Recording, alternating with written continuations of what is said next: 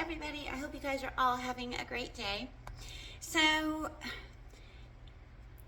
I was reading the Nag Hammadi Library, just a couple of books, codexes out of it earlier today. And I was doing some reading in the Bible last night. And when you start putting the two and two together, the Bible makes a lot more sense. You see, in the New Testament, Jesus constantly talks about the powers or the spiritual powers that control this world, and how all of these sins prevent us from connecting with God, and that it's not what food you eat, but the words and the actions that come from the heart that determine whether you know God or not and know who Christ is. Well, in Romans chapter 12, verse 2, it says, "Don't copy the behaviors and customs of this world, but let God transform you into a new person by changing the way you think." And I was sitting there and I was thinking today, I'm like, there's a lot to that. When you change the way that you think about this world, you really can start looking at it a lot differently. And what I mean by that is, in the Nag Hammadi Library, it talks about how the world of, when we come into this realm, we lose our connection to God. And not necessarily our connection, but we lose our memory of Him, because we are dropped into a world of forgetfulness.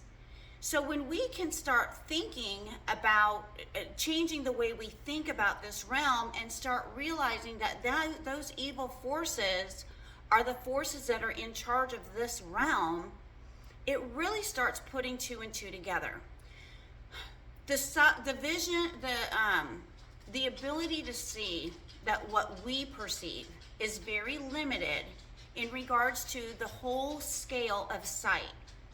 And if we're limited to what we can see, to only what our eyes will perceive, then we lose track of what's really out there. We lose sight of that because we're limited to our physical sight abilities. But people have the ability to read memory or read energy. They have the ability to see through their third eye.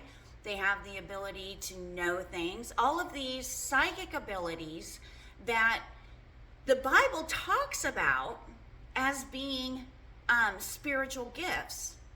But when we start looking at things from only the Bible's perspective, we lose sight of what's really there because we're being taught we don't actually see.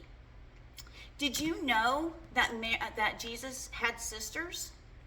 I didn't realize that until I saw it in Matthew chapter 13, verse 56, and I'll read it from 55. This is when Jesus went into Nazareth to go preach. Then they scoffed. "He's just a carpenter's son, and we know Mary, his mother, and his brothers, James, Joseph, Simon, and Judas. All his sisters live right here among us." If you go to church tomorrow, ask your pastor if Jesus had sisters. And if he said, "Oh no, he didn't have any sisters," point him to that verse and ask him, "Why don't you tell me this?"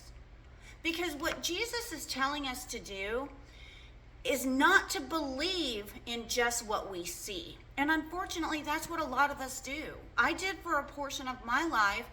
I always kind of knew that there was more out there, but I'll be honest with you.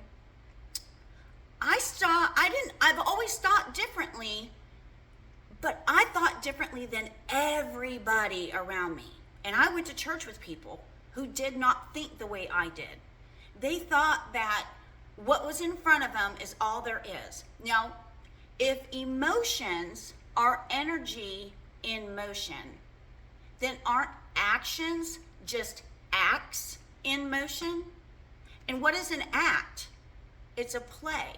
It's something you do when you're a movie star. You act a character.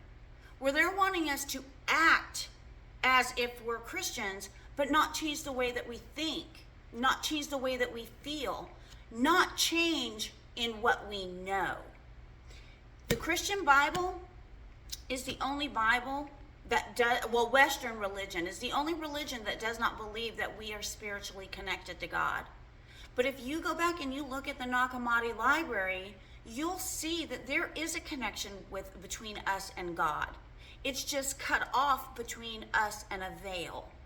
This realm that we live in is a darkened mirror image of what is in the light, where God is, where the pleroma is, where all the angels are. There are beings in this reality, absolutely, but they're spiritless. They're not soulless, but they are spiritless. Everybody has a soul. But even in the New Testament, it tells you that you will know the ones who are touched by the Holy Spirit. That's a spiritual being. I have constant ringing in my ears.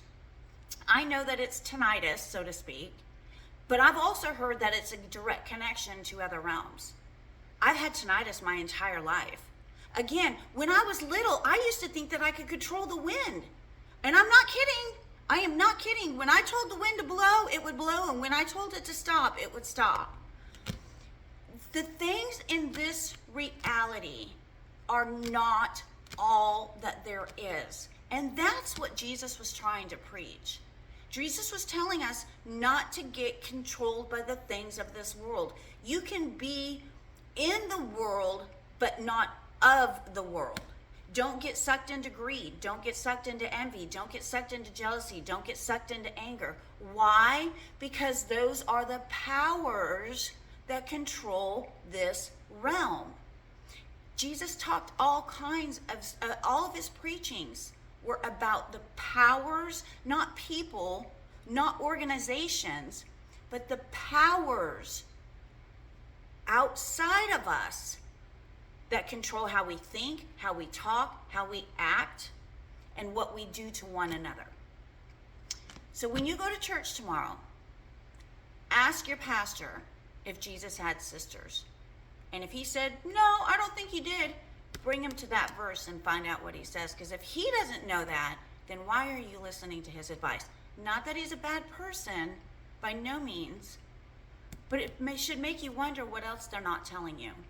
Because they don't tell you a lot of stuff in church. They don't tell you that having intuition is a good thing. They tell you that it's demonic. They tell you that it's witchcraft. They tell you that its psychic abilities are demonic. No, they're not. Those are the powers that that the Holy Spirit gives to us. Anyways, I hope you guys have a great afternoon. Please like and subscribe. And if you'd like to donate to the channel, there is a link in the description. Talk to you soon, guys. Bye.